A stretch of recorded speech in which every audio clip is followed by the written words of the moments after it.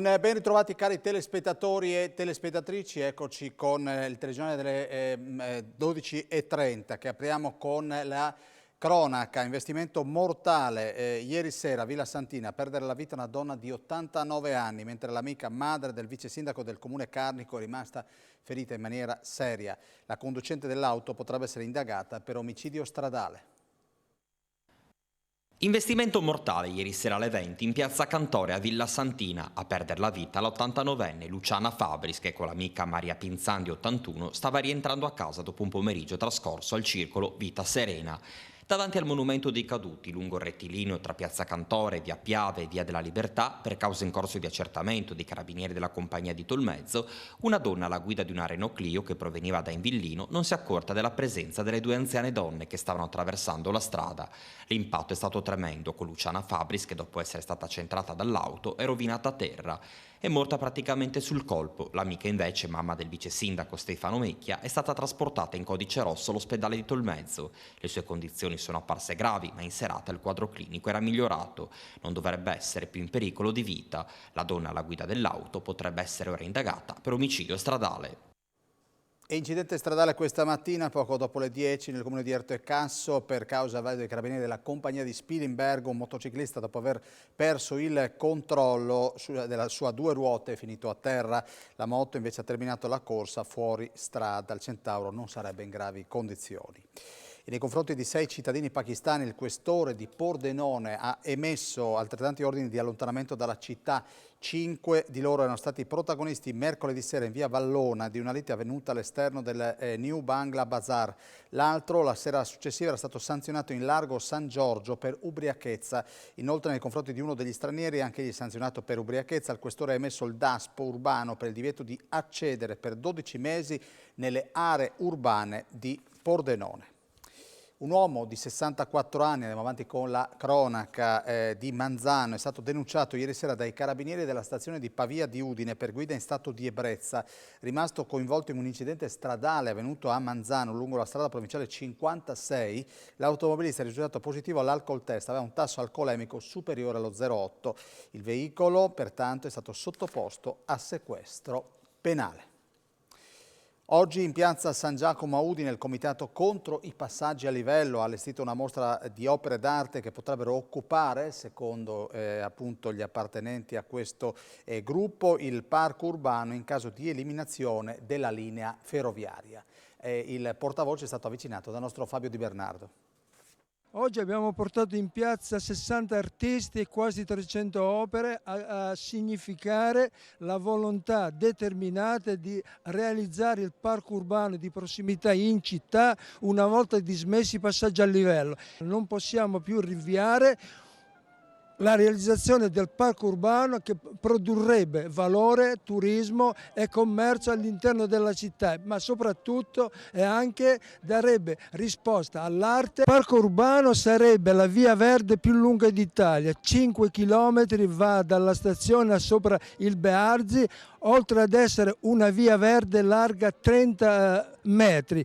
Quindi sarebbe la via verde più grande d'Italia, dove migliaia di cittadini potrebbero raggiungere i luoghi del lavoro, della scuola, in bici e a piedi, dove andare al mercato, si andrebbe non più in macchina, dove andare nelle farmacie e nei negozi a piedi e in bici. Sarebbe la città dei pochi minuti, quindi salute, benessere e una città più bella al servizio di tutti i cittadini. E non dimentichiamo che Udine è la città d'Italia con il maggior numero di cittadini anziani dopo Trieste.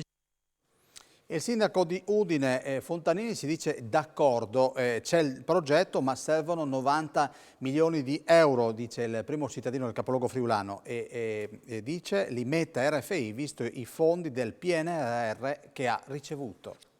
Mostra importante oggi quella che ha indetto il Comitato Mansi per chiedere di fatto la creazione di quella che sarà un'area verde a sostituzione di un'area ovviamente ferroviaria. Cosa ne pensa il Comune? Il Comune, io dico quello che penso io, intanto il Sindaco, io sono d'accordo perché In effetti quando toglieremo la linea ferroviaria quello spazio potrà diventare senz'altro uno spazio verde, uno spazio percorso da una pista ciclabile, perché questo è l'obiettivo, con anche tutta una serie di abbellimenti che sono le piante, le cose che fanno verde per la città. La circonvallazione esterna ferroviaria è una cosa che si deve fare, tutti siamo d'accordo da destra a sinistra, speriamo di raggiungere rapidamente questo obiettivo. Ma l'iter a che punto è? L'iter è che mancano un po' di soldi perché il progetto c'è, si tratta di raddoppiare un binario che già esiste, perché gran parte dei treni merci passano esternamente, adesso in quella tratta lì passano, dice RFI, solo treni passeggeri, quindi non è un grande sforzo, si tratta di trovare circa 90 milioni di euro che mancano all'appello. Certo, sono soldi del PNR, le ferrovie hanno avuto grandi contributi, si tratta di portare un po' di soldi anche a nord-est. Abbiamo aggiornato il perimetro di consolidamento per la redazione del bilancio consolidato 2021 della Regione. Sulla base delle risultanze di bilancio dell'esercizio 2021 e degli esiti delle verifiche sugli affidamenti diretti sono stati inseriti al suo interno anche l'Istituto di Sociologia Internazionale di Gorizia, il Teatro Stabile del Friuli Venezia Giulia e la società Banca Medio Credito del Friuli Venezia Giulia SPA. In questo modo questa amministrazione continua a fornire risposte concrete all'esigenza di trasparenza e omogeneità su informazioni e dati che coinvolgono i soggetti pubblici che rientrano nel nostro perimetro di analisi. Lo afferma l'assessore alle finanze Barbara Zilli dopo che ieri la Giunta regionale ha approvato una delibera con oggetto la definitiva approvazione dell'elenco degli enti, aziende e società che compongono il gruppo di amministrazione e pubblica. Il Friuli Venezia Giulia ospiterà la 72esima giornata nazionale ANMIL per le vittime degli incidenti sul lavoro il prossimo 9 di ottobre. L'evento si svolgerà a Fiume Veneto all'interno della fabbrica della Claber. In vista dell'appuntamento si è svolto il tavolo tecnico in prefettura a Pordenone alla presenza del presidente dell'Associazione delle vittime degli infortuni sul lavoro. Sarà Fiume Veneto a ospitare il 9 ottobre la giornata nazionale dell'ANMIL, l'associazione che si occupa delle vittime degli infortuni sul lavoro. L'annuncio oggi, dopo il tavolo in prefettura a Pordenone in vista dell'organizzazione dell'appuntamento, ospitato per la prima volta in Friuli Venezia Giulia e che si svolgerà all'interno di una fabbrica. Sarebbe toccato a Pordenone come capoluogo, ma l'amministrazione Ciriani ha ceduto volentieri il passo a Fiume Veneto, che era in lista nella rotazione provinciale.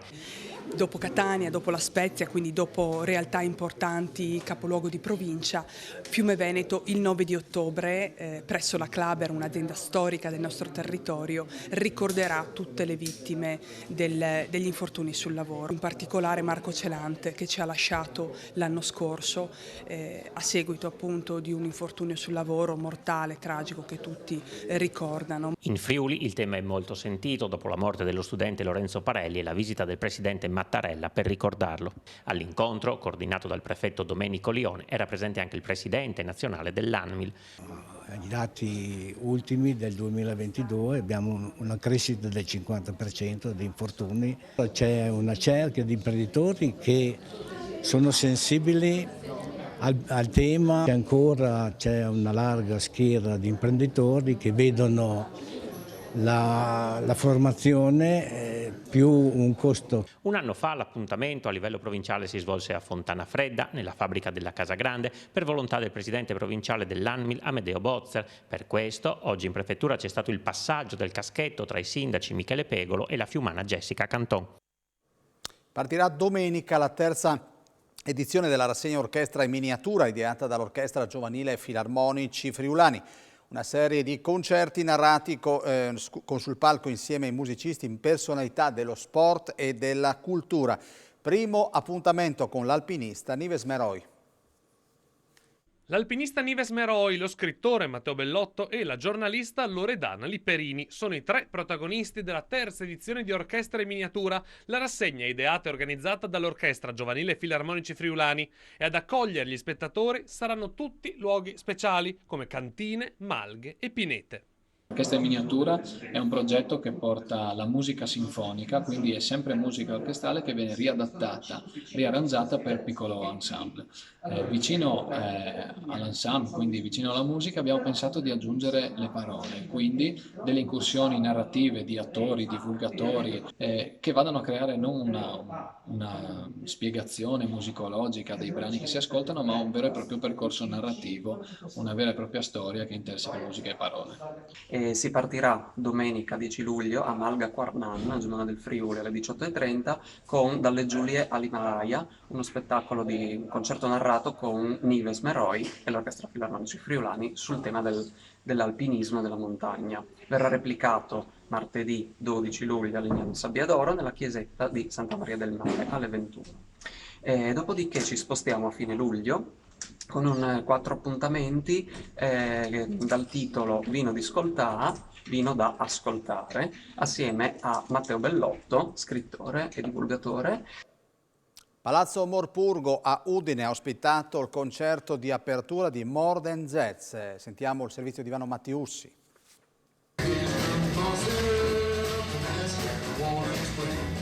Estratto dal concerto con cui Gegè Telesforo, cantante, musicista e conduttore radiotelevisivo, assieme all'A New Generation, quartetto di studenti selezionati per l'occasione da prestigiose università di musica europee, ha aperto in corte di Palazzo Morpurgo a Udine la 4ª edizione di More Than Jazz, rassegna promossa dalla cooperativa Simularte con sostegno di Regione, Comune di Udine, Fondazione Friuli e pool di sponsor, che sino al 25 agosto animerà i giovedì del capoluogo friulano e di altri 5 comuni. Come ha spiegato Federico Mansutti, presidente di Simularte, Disorder at the Border, titolo di questa edizione, è stato tratto dall'album Cult del 1952, con cui il sassofonista afroamericano Coleman Higgins ha voluto dare il suo contributo nell'esplorare nuove frontiere stilistiche del jazz, con proposta che ha rappresentato un'apertura tra il jazz tradizionale, il bebop e l'avanguardia. E Gegè Telesforo, attraverso 40 anni di storia della radio e della televisione, ha dimostrato con garbo la passione di sempre per questo genere di musica, vissuta con massima professionalità, congiunta ad allegria, ritmo e piacevolezza. Cultore della musica nera, polistrumentista, compositore ma anche produttore discografico, Gegè è soprattutto un vocalist raffinato, innovatore della tecnica scat, capace di tenere testa ai mostri sacri del jazz. Il folto pubblico accorso a Palazzo Morpurgo ha avuto agio di ascoltarlo con programma inedito assieme ai citati giovani musicisti europei selezionati per l'occasione dalle università partner del progetto, la St. Louis College of Music di Roma, il Conservatorio di Graz, l'Università delle Arti di Berna ed il Conservatorio d'Artini di Trieste. Bene, termina qui il nostro telegiornale. Io ringrazio la regia di Gian Domenico Ricci e al banco audio il nostro Fabio Di Bernardo. Noi ci vediamo nelle prossime edizioni. Arrivederci.